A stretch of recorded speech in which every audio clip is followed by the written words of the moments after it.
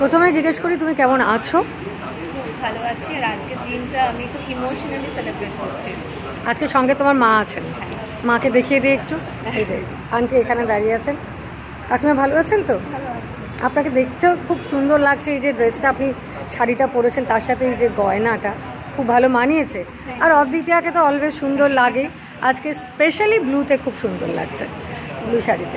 আচ্ছা অদ্বিতীয়া, আমি প্রথমে তোমাকে জিজ্ঞেস করি মার সাথে তোমার সম্পর্কটা ঠিক কেমন? এটা জিজ্ঞেস করাটা যদিও খুব একটা অদ্ভুত, একটু অ্যাবসার্ড হয়ে যায়, বাট স্টিল আমি আজকে যেহেতু বিশেষ একটা দিন পালন আমরা করছি সেই জন্য আমি জিজ্ঞেস করছি সঙ্গে মা আছেন তোমার। প্ল্যাসেন্টা থেকে একবার ছিঁড়ে গেলে তাও সম্পর্ক বাঁধন হয়ে থাকে, কারণ মায়ের মধ্যে বাচ্চাদের সেল ব্রেনে থাকে টিল হার ডেথ। এইরকম সম্পর্ক মানে অবিচ্ছিন্ন, যেটা কখনো ইনসেপারেবল, কখনো সেপারেট হবে না। মার সাথে তো ঝগড়াঝাটি মনোমালিন্য কথা কাটা কিন্তু হয়, আমার নিজেরও হয়। আমি সেই জন্যই তোমাকে জিজ্ঞেস করলাম, কিন্তু সেগুলো তো পরে আমরা আবার ভুলে যাই। মাকে সবসময় ফরগিভ, মায়ের 7 খুন মা। আমার যখন অসুবিধা হবে, আমার যখন ডিপ্রেস সিচুয়েশন থাকবে, তখন মা নিজের কান্না ভুলে আমাকে জড়িয়ে ধরবে। একদমই তাই। আর তুমি নিজেও একজন মা, তোমার একটি কন্যা আছে, তো আজকে বিশেষ করে এই দিবসটা পালন করার কথা তোমার কি প্রত্যেক বছর মনে হয়? মানে কেন মনে হয়? কারণ মাতৃদিবস কিন্তু ডেলি, প্রতিদিনই কিন্তু মায়ের দিন, তোমার মা এবং তুমি নিজেও একজন মা। তো আজকে স্পেশালি তোমার কি মনে হয়, তুমি কিভাবে করতে চাও সেলিব্রেশনটা? প্রত্যেক বছরে শুধু একটা ফটো ফেসবুকে দেওয়া হয়, ইনস্টাগ্রামে দেওয়া হয়, বা ওই দিনই শুধু হ্যাপি মাদার্স ডে বলা হয়। কিন্তু আজকে বেলঘরিয়া টাচ ফাউন্ডেশন যেই ইনিশিয়েটিভটা নিয়েছে, এটা মানে ইট ইজ আ ল্যান্ডমার্ক। কারণ প্রত্যেকদিন আর্টিস্টরা বা সেলিব্রিটিসরা একটা একটা করে অ্যাওয়ার্ড পায়, তাদেরকে কে বানিয়েছে, কে তৈরি করেছে, ছোটোবেলা থেকে স্কুলে নিয়ে যাওয়া থেকে মানে বিয়ের পিরিয়ড অবধি বসিয়ে দেওয়া, তারপরে বাচ্চার আতুরটাও মারা দেখে।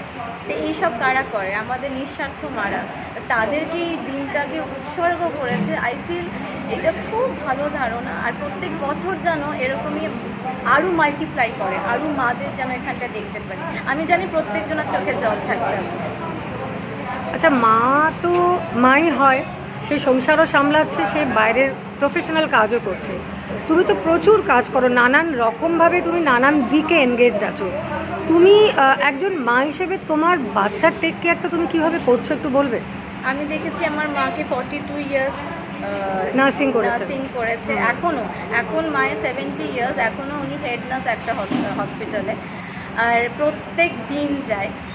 এই বয়সে সত্যি পেরে ওঠা যায় না, কিন্তু মাকে দেখেছি একটা সময় সাইক্লিংও করেছে। আমার দাদা আমার যাতে 10 বছরের বড়, 85% স্পেশালি এবল, কিন্তু আমার দাদা একটা স্কুলের অ্যাসিস্ট্যান্ট টিচার, উনি এক্স স্টাফ সেক্রেটারি কাউন্সিলর ছিলেন।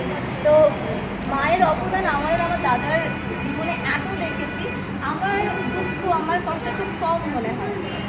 তো আমি কখনো মায়ের মতো হতেও চাই না। আমি মাকে বলি যে I don't want to be like you, কারণ ওই টপ নচটা থেকে একটু যেন কমা থাকি, তাহলে আমি সারা জীবনের রেসে আমি দৌড়াতে পারবো। তুমি যে বললে মাকে, তুমি বলেছো I don't want to be like you, আমি এই কথাটা রেসেই বলি যে মায়ের কাছে অনেক কিছু আমাদের শেখার থাকে, তবু আমরা এতটাই ওপরে যে আমি চেষ্টা করি যেন ওখানে গিয়েও যেন ফেরত আসি, যেন মাকে ওই পেডেস্টেলে রাখতে পারি। এক হয়ে গেলে তো আর পেডেস্টেলে থাকবে না। একদমই তাই। আমরা তো নিজেরা নিজেদের আইডেন্টিটি তৈরি করার জন্য সবসময় যুদ্ধ করে চলেছি, কিন্তু মায়ের কাছ থেকে কিছু তো আমরা পাই, কিছুটা তো আমরা পাই বা নিই মায়ের কাছ থেকে। তোমার কি মনে হয়, তুমি স্পেশালি মায়ের কাছ থেকে কি নিয়েছো মায়ের কাছ থেকে স্পেশালি? মা খুব পারফেকশনিস্ট আর ডিসিপ্লিন। আচ্ছা, আমি ওটাই এখনো দেখে, বাড়িতেও প্লিট করে শাড়ি পরে। এই যে আমার বস নতুন সিনেমাটা হয়েছে, আমি মায়ের রেপ্লিকাকে দেখেছি, মা বাড়িতেও প্লিট করে শাড়ি পরে, সবাইকে ফ্রিতে অ্যাডভাইস দিতে থাকে।